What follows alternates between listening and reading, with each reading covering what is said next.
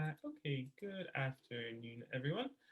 Thanks for coming to another Layers of London webinar. And today we're happy to have archaeologist Jon Cotton as our guest host, who's going to give us a presentation, Prehistory of London, Problems, Progress and Potential.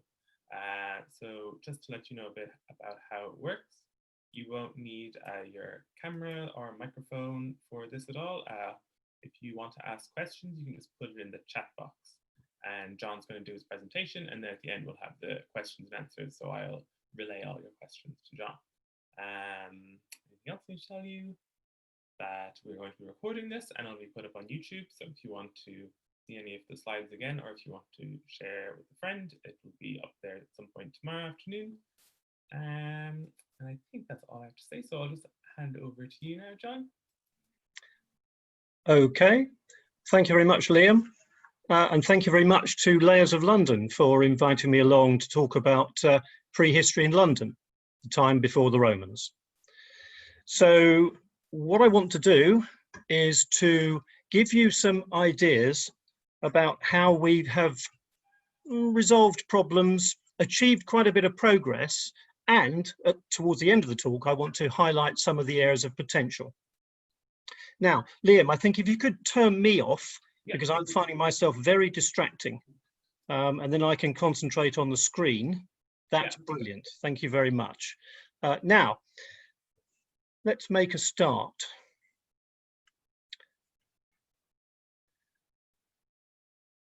I want you, if you will, to join me on a voyage of discovery. Because it'll be a voyage of discovery for me too. It's not, I'm not used to doing this sort of thing. I'm much more used to talking in front of a live audience. But anyway, the problems begin in London pretty early on with the founding of Roman Londinium and this rather fine reconstruction painting by Peter Frost from the Museum of London. Now, there's been an understandable tendency to privilege study of the urban core, in particular Roman London and its later Saxon and medieval successors. Particularly, a lot of antiquarians had classical training, and it's understandable that they would home in on looking for the sometime capital of the province of Britannia. Now, so this has caused problems in terms of the destruction of deposits within the city and its immediate surrounds, and with, as London spread out over the succeeding centuries, real problems in the hinterland and the wider hinterland beyond the central core. And I've got up on the screen here this rather fine George Cruikshank cartoon from 1829. London going out of town, the march of bricks and mortar. And you can see on the screen there the serried ranks of terraced housing marching out across the fields, spewing forth, the brick kilns spewing forth huge quantities of bricks and overcoming poor little haystacks who are running away into the distance. Now, this early sterilization of the landscape caused great problems, and no doubt caused a good deal of destruction, unrecorded destruction, for which we have a little bit of evidence, but not a lot. So it is this early sterilization of land and those destruction of fragile, often fugitive remains, which have caused us some of our greatest problems in dealing with the earliest past in London. Now, we have been given huge opportunities over the last 30 or 40 years in London with the infrastructure projects, which have created so many opportunities for London archaeologists to actually explore the early history of their capital city.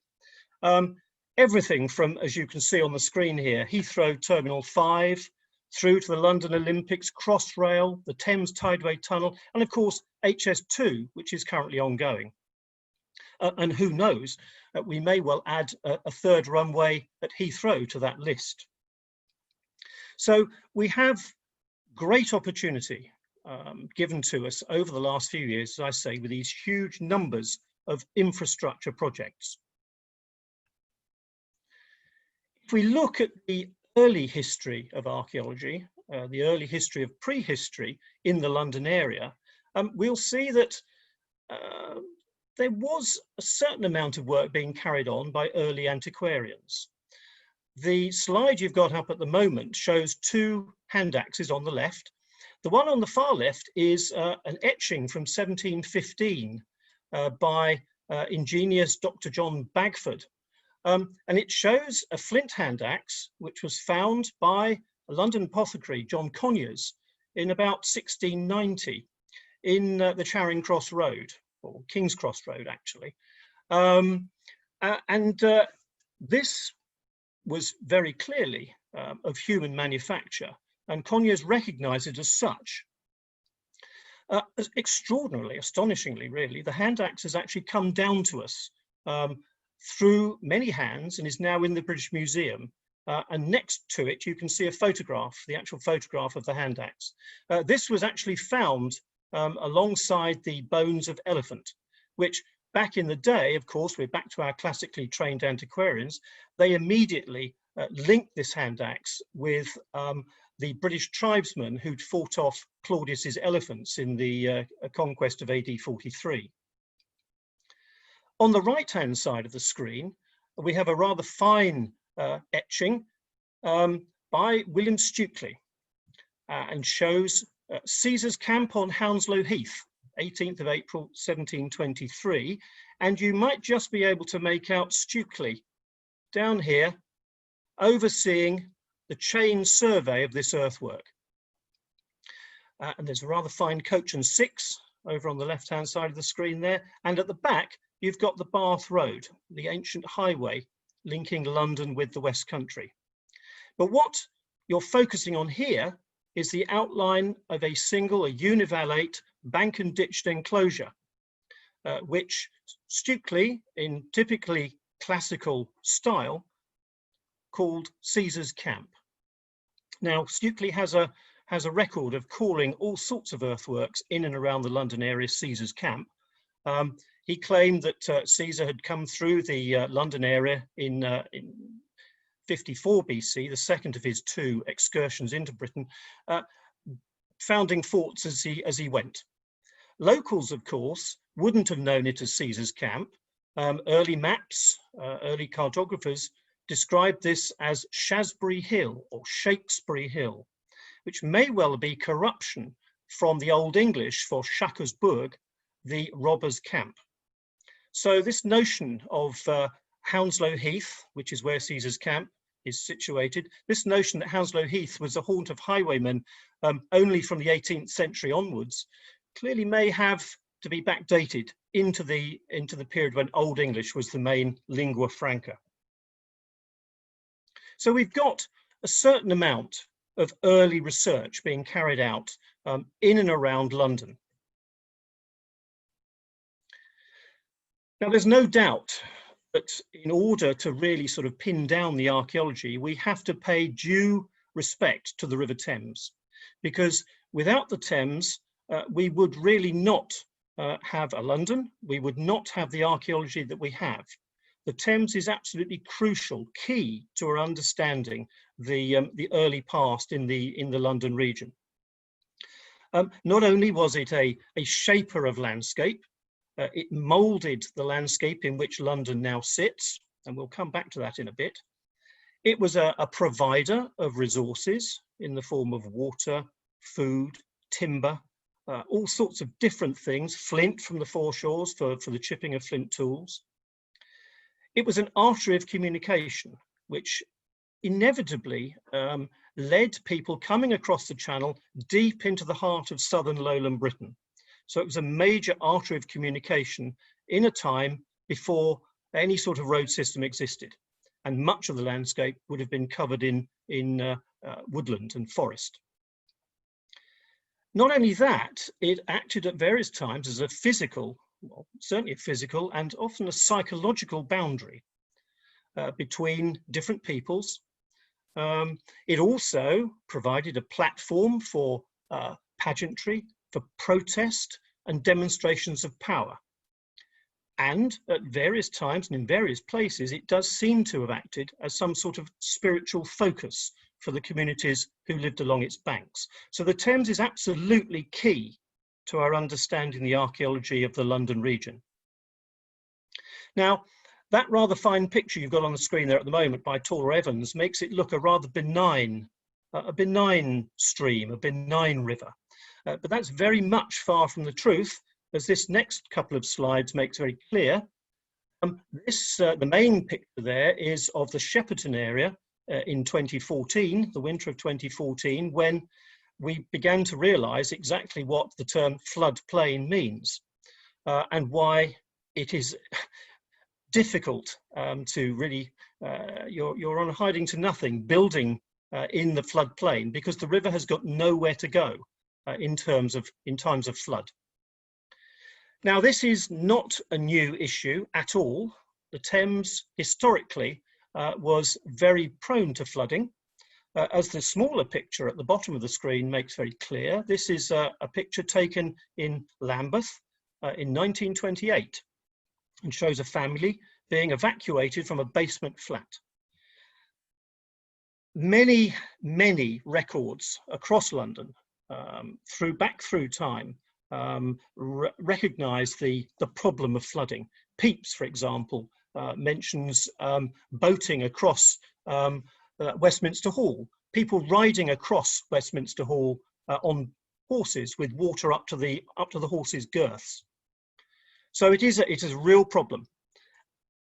Bear in mind, of course, that we have now access to major engineering, things like the Greenwich Flood Barrier. And it begs the question, how did earlier communities, how did prehistoric communities in particular, cope with this elemental force along which they lived?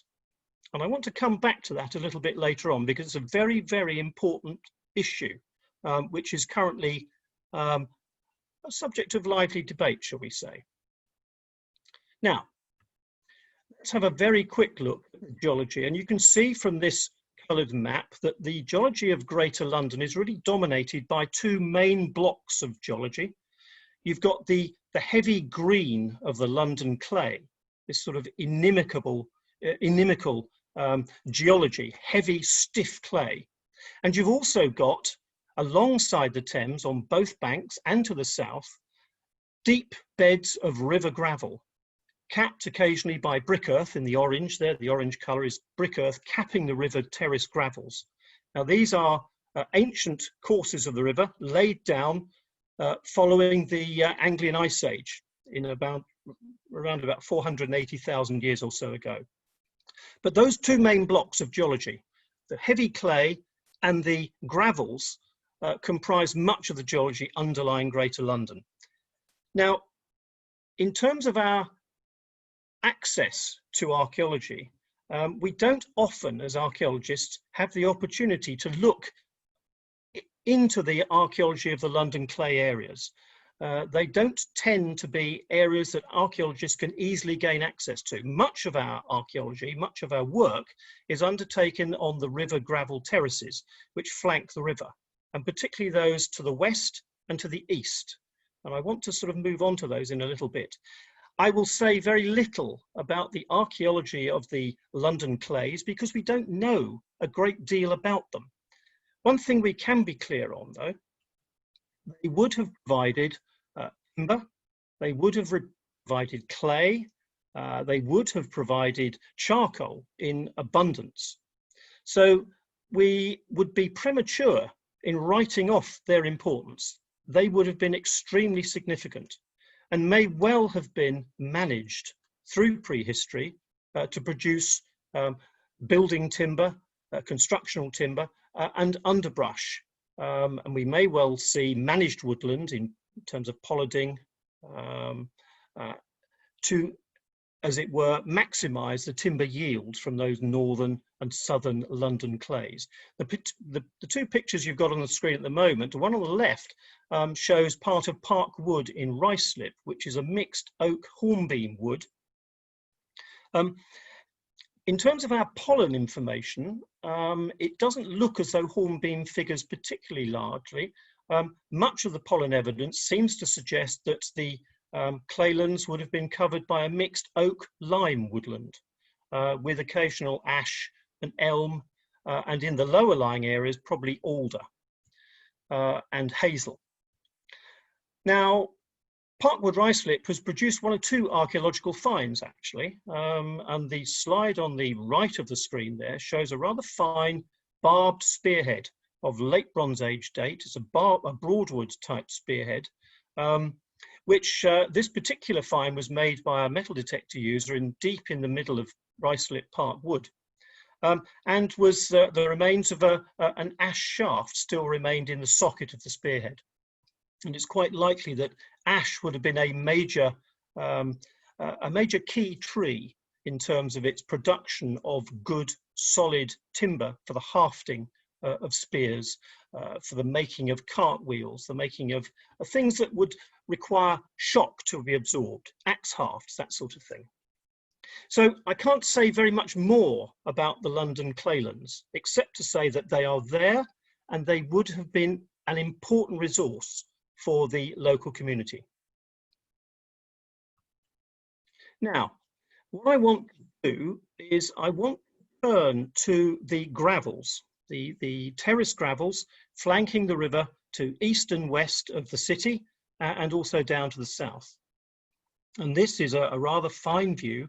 Many of you may recognise this. This is taken from the top of Richmond Hill, looking out across the Petersham Meadows to the left. Way across Heathrow Airport is sort of somewhere out here on the horizon. But notice the woodland, a lot of woodland here, Marble Hill nestling down amongst the trees here. But also notice that very, very flat horizon. It's very flat landscape. Potentially sort of unremarkable landscape, but very, very important. And we have these huge expanses of river terrace gravel, providing us with sort of expansive horizontal landscapes, horizontal archaeology. But that horizontal archaeology is often buried at shallow depth and is quite often very vulnerable to ploughing and other sorts of disturbances, modern disturbances. The landscape, as you can see again, is very flat, billiard table flat. This is a slide taken of a site out at Holloway Lane, which is on the north side of Heathrow Airport. And you can see archaeologists at work here dealing with a whole series of pits and ditches infilled within the brick earth, which caps the terrace gravels at this area, in this area rather. Now the brick earth is very free draining. It's very fertile, and a lot of this land in the Heathrow area, around Heathrow, is or was of grade A agricultural importance. Really, really fertile land.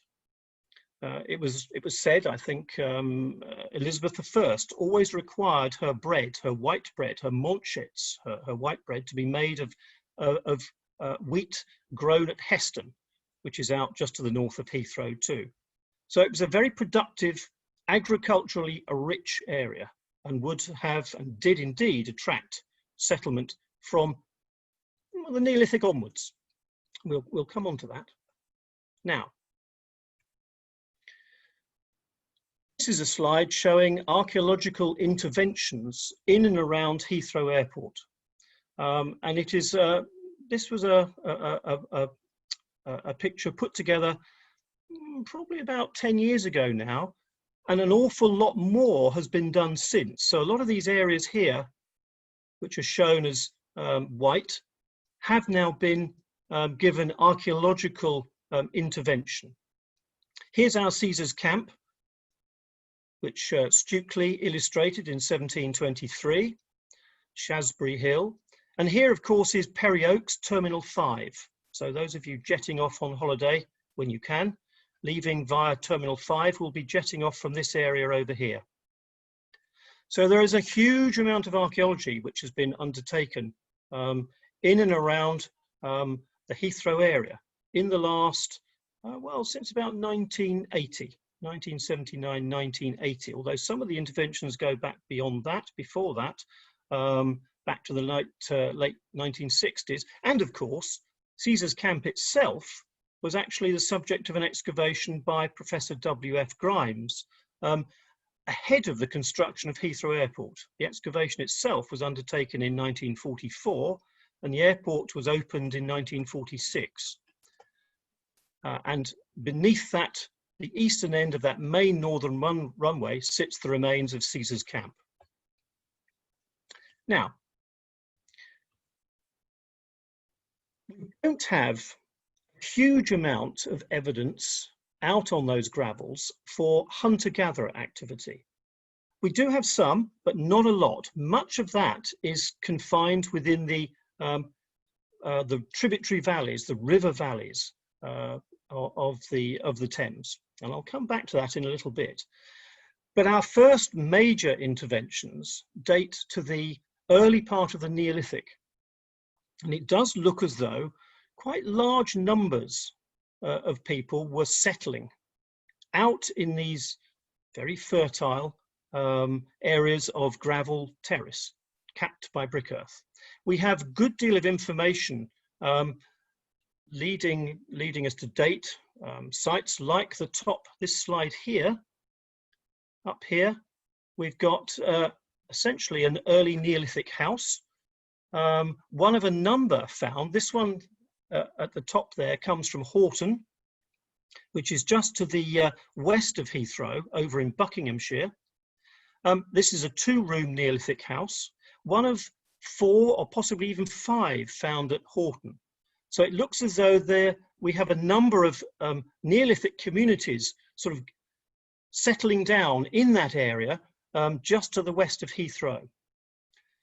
Other sites have also turned up recently. Another house, this one down here in the bottom left, this is from Cranford.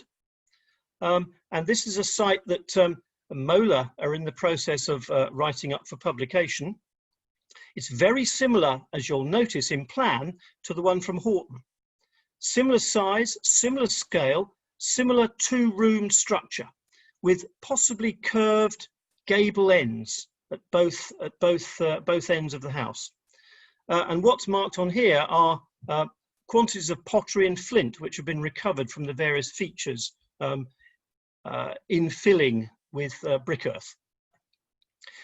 Not only do we have evidence for early Neolithic house construction, probably in the 39th or 38th centuries BC, so early part of the 4th millennium, but we also increasingly now are beginning to see communal monuments, earthen monuments, constructed by these scattered communities who clearly came together at certain times and in certain places to put their stamp on the landscape in a very, very remarkable way.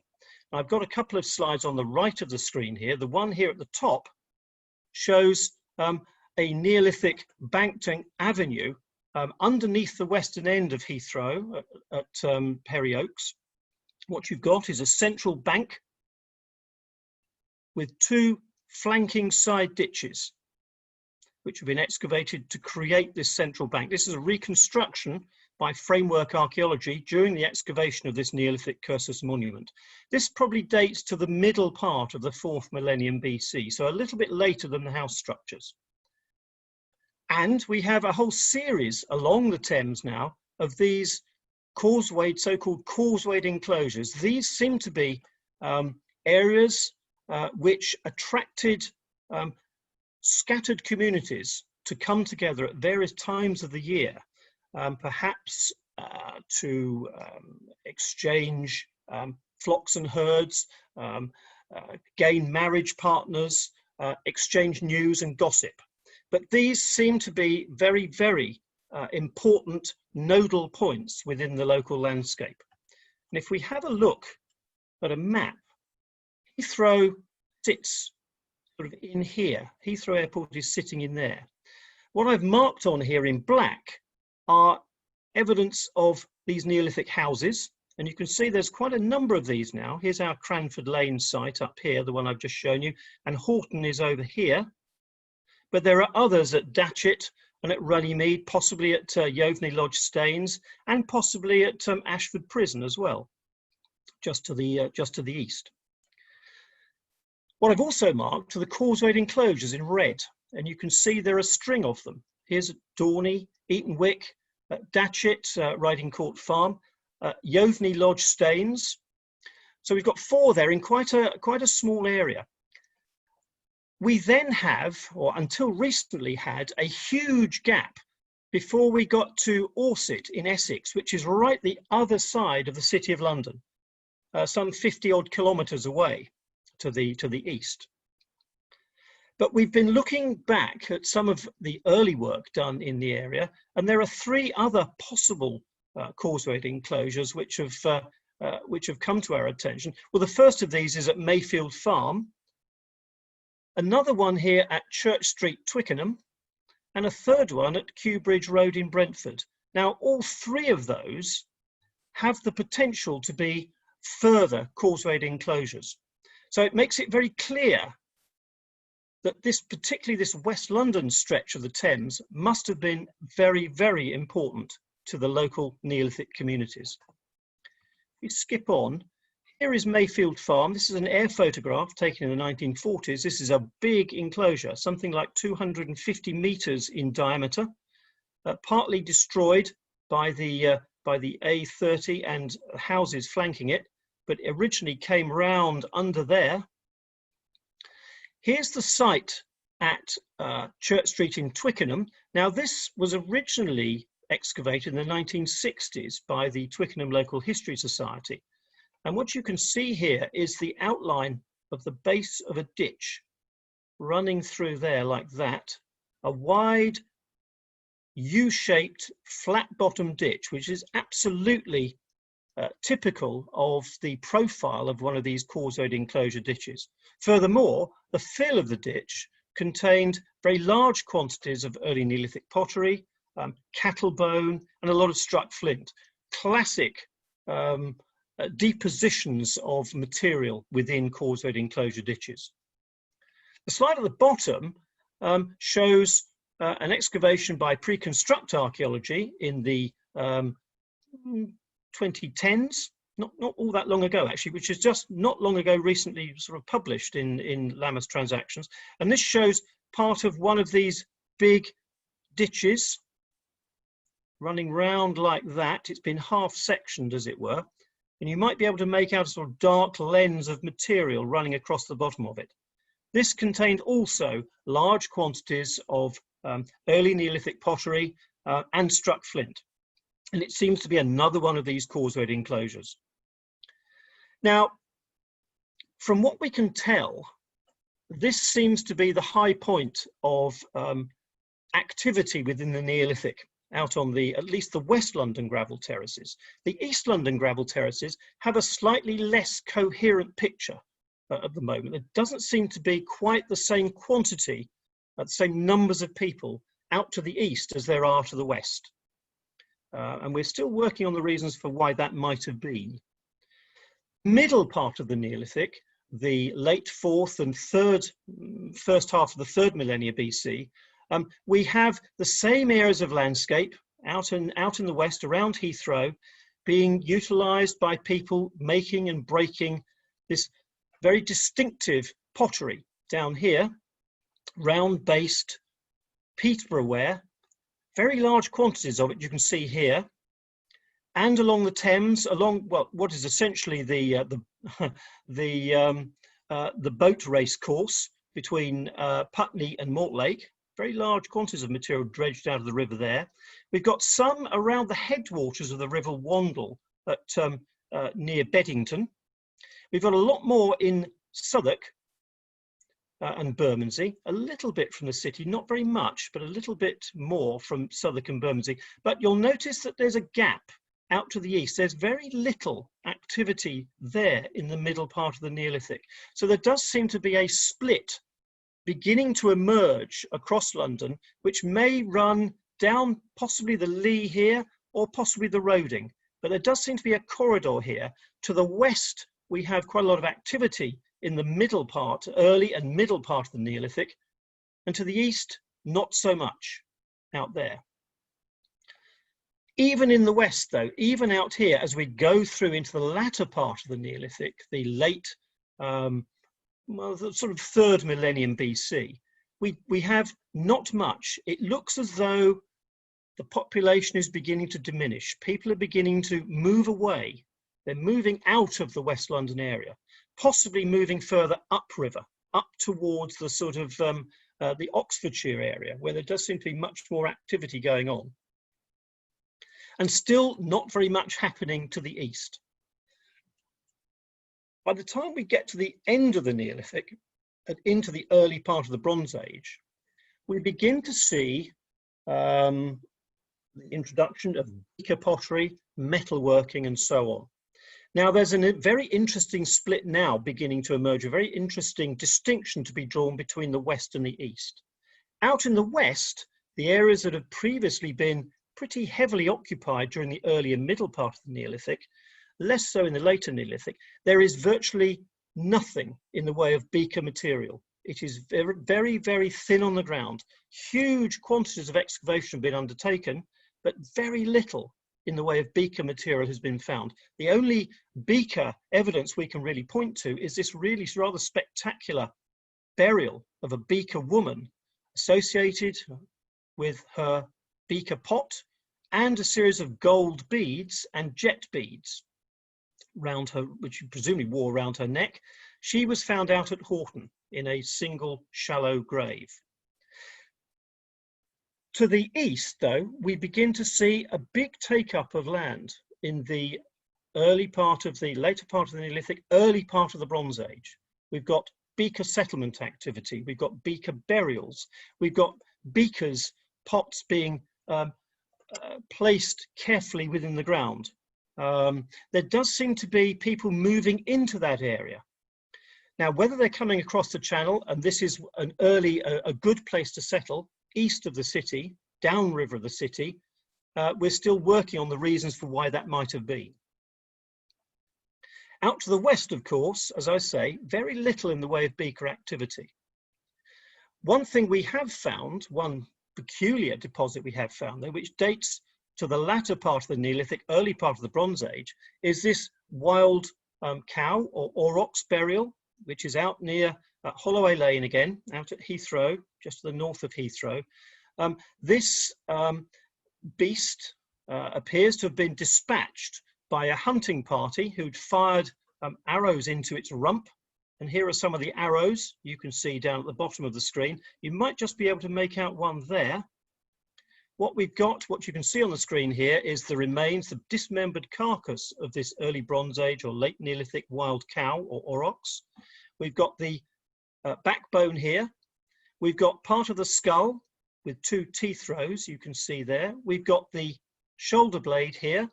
We've got a whole series of lower leg bones, and we've got the pelvis and the tail, which you can see snaking round. So it's clear that this animal was put in a semi-articulated state. What is missing, of course, from this animal are the upper leg bones, the meaty leg bones, and also the horns. And it's quite likely that the meaty leg bones would have been taken away by the successful hunting party and perhaps shared out. And the horns would no doubt have been retained as trophies. Now, this animal was killed towards the end of the Neolithic and in perhaps the early part of the Bronze Age. Unfortunately, try as we might, we haven't been able to get a radiocarbon date from the bone. It's simply, there's not enough collagen within the bone to provide a date. But it presumably dates to the latter part of the Neolithic, early part of the Bronze Age. Now, the big step change takes place out to the west and to a lesser extent the east, and slightly later to the east. But to the west, we have a big step change. These areas of landscape, which may well have been almost deserted in the latter part of the Neolithic, early part of the Bronze Age, from around about 1600 BC, begin to be recolonized in a major way by a whole series of communities. And what you've got on the screen here is an area of Bronze Age field systems underlying Terminal 5 out at Heathrow. And you can see whole areas of little square fields, an area here which is described as aggregate landscape, where it looks as though the fields have sort of been laid out organically, as it were. They've developed organically. But here to the east, these so-called coaxial fields do look as though they have been purposefully laid out. There has been a mind behind this, a planner behind this who's laid out these field systems. Some areas have been left blank. These areas here of common land, which don't appear to have been sort of used for fields. Now, it may well be that what we're seeing here is essentially private enterprise, individual kin groups blocking out and recolonizing areas of the terrace gravels for their own purposes. Prior to that, it looks as though the landscape may well have been held in common, but now it begins to be privately owned, although certain areas may well have been still owned in common. And within these landscapes, within these field landscapes, which begin to look recognizably modern now, we see small settlements, little individual settlements embedded within the fields, in field corners, dotted down in fields, associated with cemeteries. We have a number of cemeteries now from West London, like this one here. This is out near the International Market site in Hayes, where an excavation by Pre-Construct Archaeology some years ago revealed a cremation cemetery, a whole series of cremation burials buried in and around a slightly earlier, probably late Neolithic, early Bronze Age barrow. What we also find buried within waterholes and pits within field corners are a whole series of waterlogged deposits, one of which produced this rather splendid little single-piece oak cup, carved out of a single block of oak with a single handle, really rather fine. It's about the size, I suppose, of a sort of goldfish bowl, so a rather splendid little object. One thing we don't have, for all the work that's been done out here in the Terminal 5 area, 95 hectares of land have been excavated. We have very little in the way of metalwork. There's very little for the sheer quantity of material that's been shifted. We just have a couple of spearheads buried in ditches, in the fills of ditches. And I'll come back to metalworking a little bit later on, because it gets rather interesting. So we've got communal landscapes in the Neolithic. We've now got agricultural landscapes in the Bronze Age. And increasingly, we see settlement aggregating, gathering together into, if you like, small hamlets or little villages, perhaps occupied by extended kin groups. And we have those both to the east and to the west of the city. The slide at the top there shows a plan of enclosed and unenclosed Iron Age farmsteads out at Hunts Hill Farm near Upminster. And the slide at the bottom shows another unenclosed farmstead out at Stockley Park, Dawley, a two-phase farmstead. I'll come back to that in a little bit towards the end of the talk. So we get a sort of communal landscape, an agricultural landscape, and then an aggregated landscape where settlements are gathering together towards the end of the prehistoric period, into the Iron Age and into the early part of the Roman period.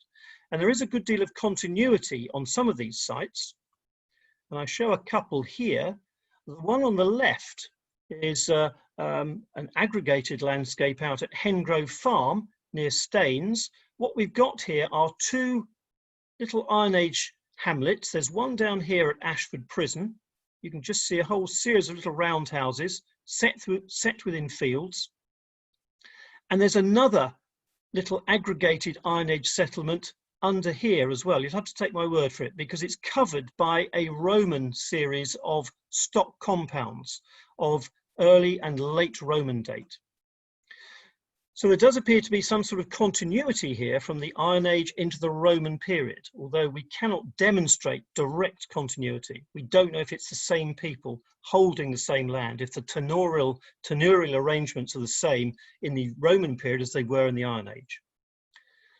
On the right of the screen, we've got another site at Beddington, out on the gravels near Croydon. And what we've got here is a late mid to late Roman villa, courtyard villa here with a bathhouse and a whole series of aisled halls overlying a series of Iron Age enclosures. You can just see part of one there, within which are a series of round houses. So again, we have Iron Age activity superseded by Roman activity. But again, whether it's the same people who simply passed their land on down the family line, or whether it's new people coming in, it's difficult to say. So we can't necessarily demonstrate absolute continuity. Now, other areas, other bits of continuity actually are rather interesting. The way that the prehistoric past has been brought down into the more modern landscape. And what I've got here is a slide which shows the area of Harmondsworth Parish, the medieval parish of Harmondsworth, which I've outlined in a sort of faded pink. You might just be able to see the outlines there as I run the cursor around. Like that. Now, the interesting point about this is that the parish boundary, which was probably laid out in the 8th or 9th century AD, seems to have utilized a series of much earlier monuments as landmarks within which or on which to line the boundaries. So we've got a couple of barrows here on the northern part of the this alignment here. Here's our Shaftesbury Hill, our Caesar's Camp, which forms part of that long straight stretch there. And down here we have another site called Fern Hill, which only shows as an air photograph, a crop mark on an air photograph taken in the 1940s, but which in the 18th century was still very much upstanding as an earthwork monument. So it looks as though the people who laid out these boundaries in the 8th and 9th centuries AD were very much taking account of earlier activity which had occurred out on those gravel terraces. Out here to the west of the parish, we have a stretch of Bronze Age field system, a Bronze Age ditch, which has been repurposed as part of the medieval parish boundary. So there's a good deal of very interesting continuity here coming through from prehistory into the post-Roman period.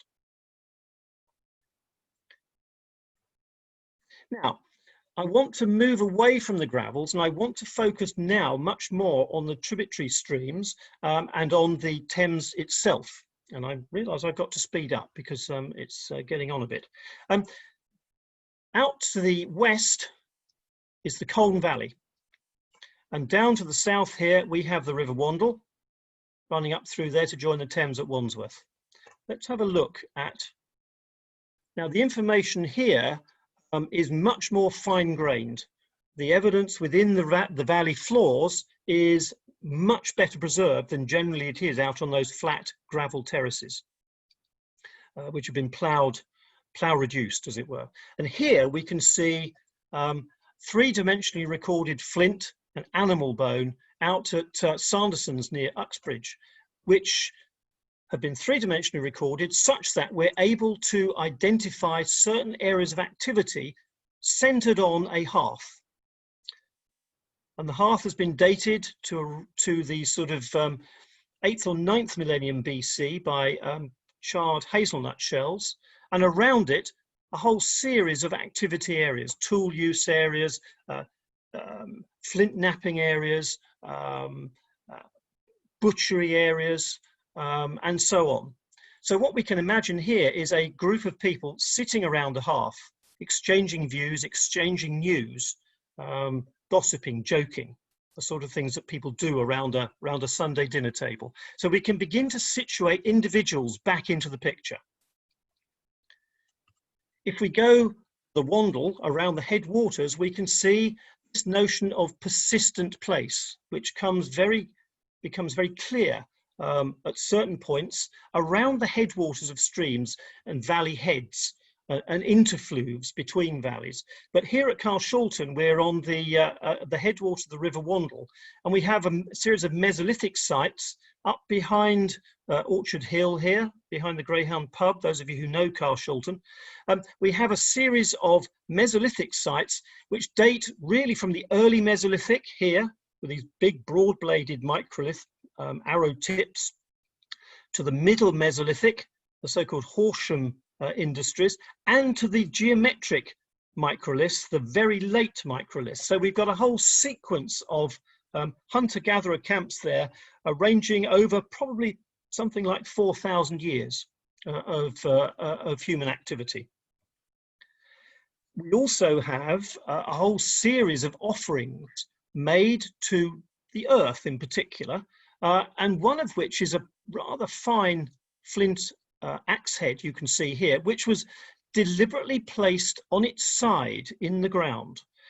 We know that because the builder who found it was very careful. He made a very careful record of how he came to find it. He'd hit it with his pickaxe, and this shows the impact of his pickaxe there.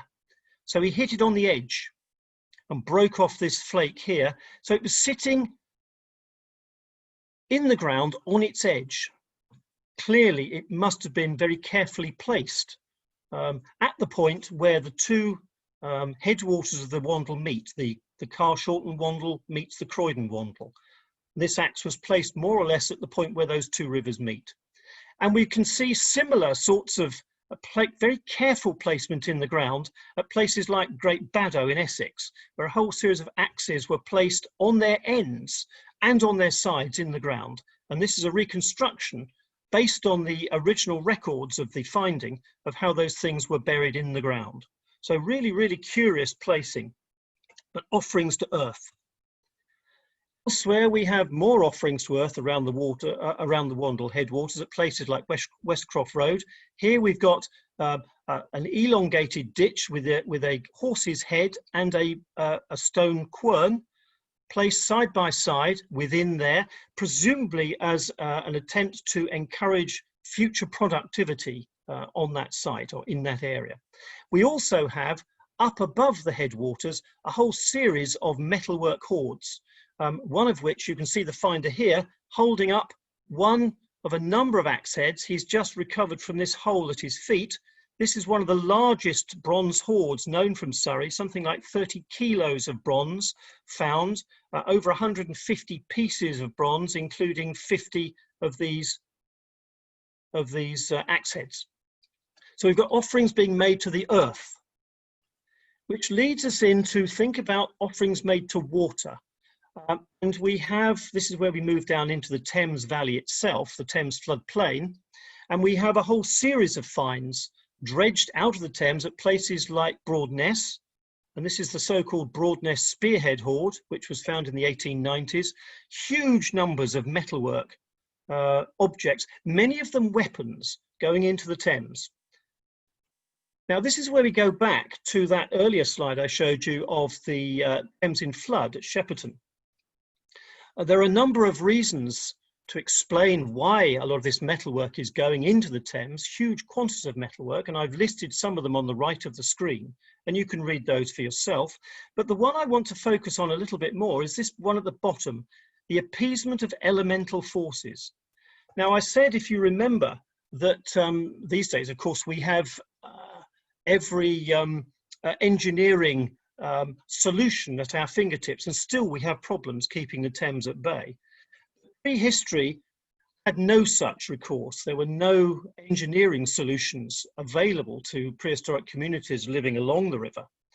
And this is the sort of picture, this CGI image of central London under flood. This is the sort of thing that might well have be a very much more common occurrence, but for the Greenwich flood barrier. But the prehistoric communities simply had no means of deflecting flooding water or deflecting storm surges in the lower Thames Valley. We can see that very clearly in the archaeological record. We have a whole series of drowned landscapes along the Thames, downstream of the city, at places like Erith. Here's Erith Yacht Club, the foreshore, with evidence of late Neolithic drowned forest. Up here, just above, we have, you might just be able to make out a whole series of little crisscross marks etching into the sand islands at Bermondsey, at Rotherhithe. This is the remains of a Bronze Age ploughed field, but what you can't see is the 2 meters or so of flood silts that are sealing it. This is clearly a field that has been overwhelmed by flood water, by rising river levels in the early and middle part of the Bronze Age.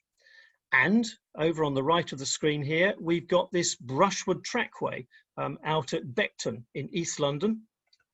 Here you can see the flood silts above the construction of this brushwood trackway. Here, clearly a Bronze Age community has been desperately seeking to maintain a link with its ancestral hunting and grazing grounds. But these too have gone underwater. Now, in the face of this sort of elemental surge from the river, there is no easy way for prehistoric communities to combat the rising river levels. They have two options. They have fight or flight. They can fight it perhaps by offering huge quantities of weaponry, in a way acting as a sort of sympathetic magic, trying to muster sympathetic magic to fight back the rising river levels. We can see this at sites like, this is, here we are on the south bank of the river at Vauxhall. We've got this wooden structure into which have been pushed two middle Bronze Age side looped spearheads, which may well have been deliberately offered to the river at the point where the tidal head was turning, where the flooding was occurring. We know from diatom evidence in and around the Westminster area that the tidal head, the flooding head of the river, reached up as far as Westminster, if not beyond, in the middle part of the Bronze Age. These days, of course, the tidal head goes up as far as Teddington, and without Teddington flood lock and weir, as it were, it may well be that the tidal head would go as far as Staines. So this tidal head is a crucial element in understanding what this metalwork may well have been doing in the river. It may well have been an attempt by local communities to fight off the elemental force of the Thames in flood. Now, I just want to turn briefly to a couple of sites which I think are of great interest. I mentioned the City of London earlier, and one of the things that city archaeologists and antiquarians have never been able to establish is the presence of a major Iron Age oppidum or centre of activity in and under the City of London. But we do have some options upstream and downstream of the city which suggest that these could be the equivalent, the Iron Age oppida, the Iron Age Londons of their times, as it were. We have two downstream of the city, one here at the Woolwich Arsenal, and one here at Uppall Camp on the River Roding. And you'll remember I mentioned earlier on the Lee and the Roding as being potential boundaries to the sort of downstream of the city. And it looks as though the Roding at this period may well have been the major boundary, the major area of interest to people to its east and west. Let's look quickly at the two sites. Here's the Woolwich Arsenal, and this is a huge ditch excavated by Brian Philp and his Kent team back in the 1980s. This is a Hillfort-sized ditch, a Hillfort-sized enclosure under the Woolwich Arsenal. Here's Uppal Camp, a huge defended enclosure, as large in size as Maiden Castle, but yet we cannot see it on the ground because it's beneath now suburban housing and a chemicals factory. These are two possible Iron Age oppida, which could well be centres of activity in the latter part of the Iron Age. They seem to have fallen out of use prior to Caesar in the 50s BC. The dating for them both appears to peter out around about the 80s BC, but they do look as though they were major centres of activity prior to that. Third site upstream is down towards Putney, Fulham, and here this is a major river crossing. And this splendid photograph is taken in the winter of 1881 with these gents on the left leaning on the parapet of old Putney Bridge, which you can see the river here is completely covered is frozen solid, ice and snow. Now Putney and Fulham is a major crossing, still is a major crossing. It's one of the most important crossings of the Thames to this day. It's an area that has produced a huge amount of material over the years, both on the foreshore and back from the river banks. And I've put up a few pictures here. The one on the left shows an excavation by Wandsworth Historical Society just up towards the Beverley Brook, a whole series of late Iron Age features, pits and ditches being excavated by Pamela Greenwood and Nick Fuentes. The sheath in the middle was picked up at Putney Bridge on Christmas Day 2014 and brought into the Museum of London for recording. And the slide on the right shows Bob Wells holding the triangular anchor of probably late prehistoric or early Roman date, which he's picked up off the foreshore at Putney. So the Putney-Fulham area seems to be a nodal point within the late Iron Age in the London region. And interestingly, Jon Kent, writing some 40 years ago, suggested on the basis of the distribution of Iron Age coins that somewhere in West London there must have been a major oppidum, a major centre of activity, a major area where people came together. And this area here, at the point where the Beverley Brook runs into the Thames, does look to be an area of particular interest in terms of distribution of coins, and also recent work by the Thames Tideway Tunnel has, and by Museum of London Archaeology, ahead of the Thames Tideway Tunnel, has begun to identify deeply stratified Iron Age deposits. And it may well be that we've begun to see the discovery of Jon Kent's fabled Iron Age oppidum in West London. Really, really important work being done by Mola there. And I'm hoping that we'll hear a lot more about that in the coming months. Now, let's just duck back to the City of London itself. This was always described as being, when the Romans arrived, it was a greenfield site. Nothing had happened on it prior to that, prior to their coming, prior to their foundation of Londinium in the late 40s, early 50s AD. Well, clearly that's not the case. There must have been activity going on there. We have quite a lot of ex situ material pulled out of excavations carried out across the city by Museum of London and others over the last 40 or 50 years, including quite large numbers of stone axes, flint and stone axes, like the one you can see down here. This was found at the Bloomberg site just recently, but in an early Roman context. There's a whole series of Roman contexts containing these Neolithic axes across the city. Ralph Merrifield, writing back in the 70s, suggested that these may well have been sort of magical totem objects used by the Romans to avert lightning. The Romans regarded these axes as Jove's thunderbolts, Jupiter's thunderbolts. And presumably the premise was that if you owned one of these thunderbolts, you kept lightning away. I think there's a lot to go for that argument. I think that's quite a good argument. But over the last few years, we've begun to see further work done within the city and more of these objects turning up. but not much in the way of in situ material, very few in situ finds. Most of it is in early Roman deposits. Well, just recently up here at Principal Place, we have identified for more or less the first time within the city and its surrounds, undisturbed prehistoric activity in the form of a series of Neolithic pits of the sort that we described earlier out to the west of London. These, there's about 5 of them, 4 here and another one over here, which actually contains a Roman cremation burial. And it looks as though this contains disturbed Neolithic material from pits just a little bit further to the east. These pits contain large amounts of pottery, quite large amounts of flint tools.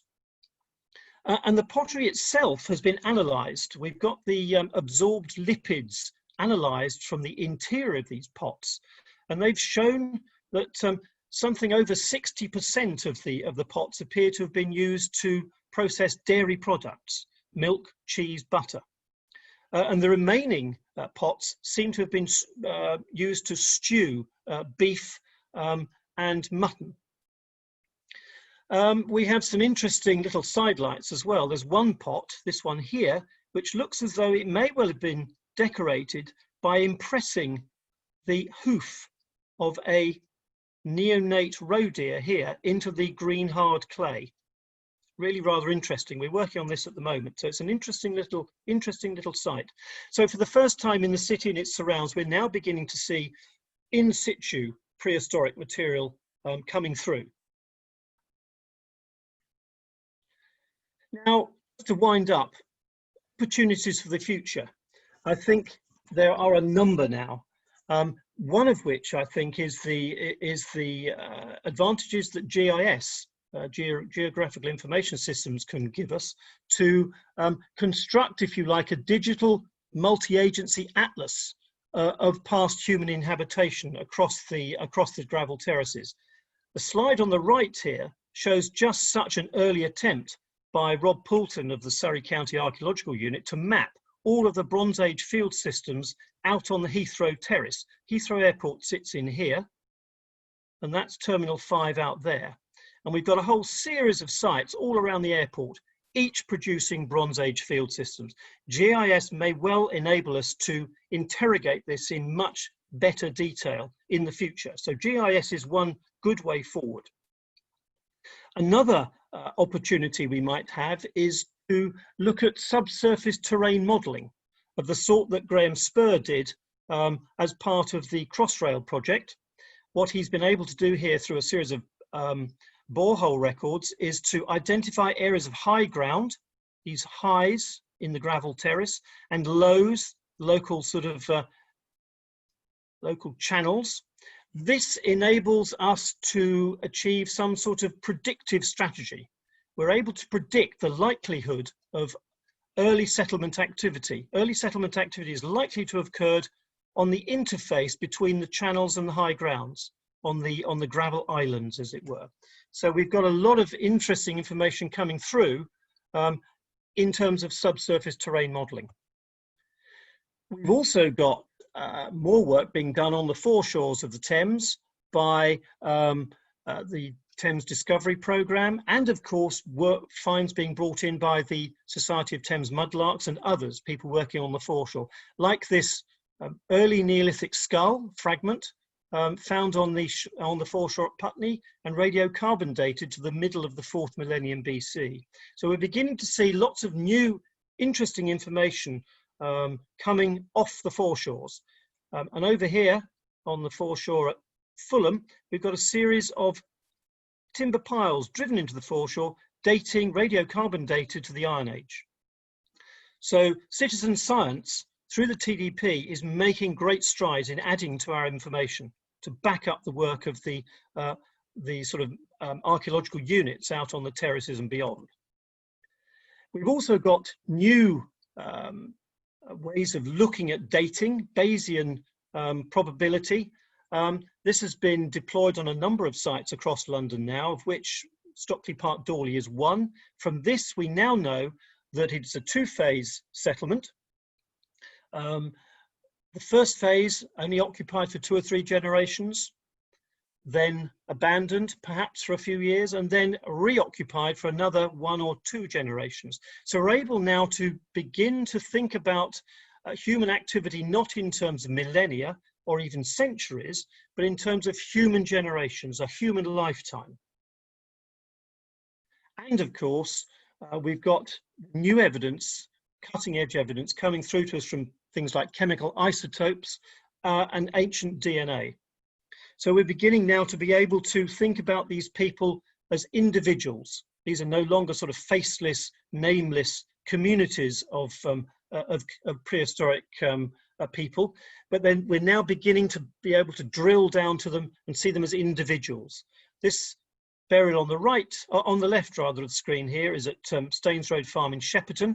The chemical isotopes in this female burial suggests that she had a childhood far removed from the Thames Valley. She was probably brought up somewhere in an area of high lead in the groundwater, places possibly the Pennines or the Mendips or the Derbyshire Peak. And over here, DNA evidence recently deployed by Becky Redfern and the Centre for Osteological Research at the Museum of London has been able to show that this late Iron Age, early Roman individual from Harper Road in Southwark had not only brown eyes and black hair, but seems to have had, although she was identified by her mourners as a woman, she's buried with female objects, she may well have been, she may well have had a sex development disorder, so she was identified chromosomally as a male, which is a really rather sort of interesting insight into, and gives you an idea, gives you a hint as to the advantages that this new science can bring as it's being deployed on old finds. And of course, finally, great words from Richard Bradley: always too soon to synthesize, but always imperative to do so. So some of the information that I've laid out very quickly here this evening remains to be properly synthesized, and it is through synthesis that we need to sort of move forward. Always too soon, but always imperative. Thank you very much. Thank you, John. That was great. That was really interesting. Sorry, I overran, but anyway. No, that's okay. Well, I have nowhere else to be, and most people have stuck on, so good. And grabbed all our attention. As a non-archaeologist, I'm always very impressed at like how you can make connections from loads of different findings and create like such a seemingly like complete picture of London from so long ago. So thanks for that. Good. We have a few minutes for questions. If anyone would like to pop them in the chat, please do so now.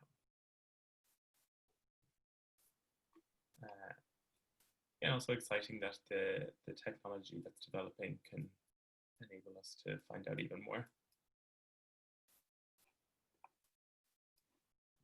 Any questions? Maybe you covered everything already. If people want to email me, I'm quite happy to answer email inquiries as well. So. Okay. Well, yeah, I'll send out a follow-up email to everyone here today with the recording that'll be put up tomorrow, and I can include your email as well if that's okay with you. Yep, of course. All right, I'm not getting any questions, so I think we'll just leave it there for now. Okay. Thanks again to you very much, John, and thanks to everyone for coming today. Okay, Liam, thank you, and thank you to Layers of London. Thank you very much. Bye, everyone.